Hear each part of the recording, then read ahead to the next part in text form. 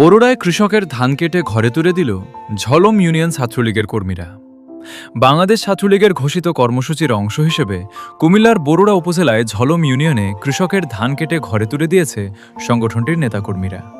মঙ্গলবার 12 মে সকালে বরুড়া উপজেলার ঝলম ইউনিয়নে এই কার্যক্রম পরিচালনা করা হয়।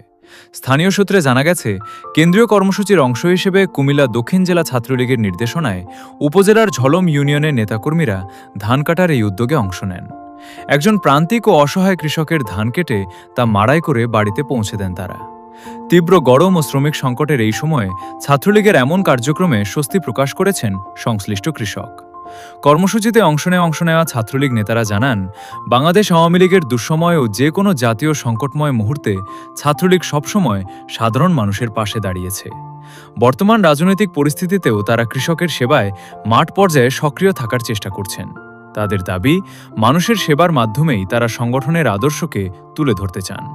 উল্লেখ্য যে 2024 সালের 5 আগস্ট রাজনৈতিক পট পরিবর্তনের পর অন্তর্বর্তীকালীন সরকার এক বিশেষ প্রজ্ঞাপনের মাধ্যমে বাংলাদেশ ছাত্রলীগকে নিষিদ্ধ ঘোষিত সংগঠন হিসেবে তালিকাভুক্ত করেছে। স্থানীয় প্রশাসন ও আইনশৃঙ্খলা রক্ষাকারী বাহিনী নিষিদ্ধ সংগঠনের যে কোনো ধরনের তৎপরতার উপর কড়া নজরদারি রাখছে বলে জানা গেছে। SN online TV, Barura.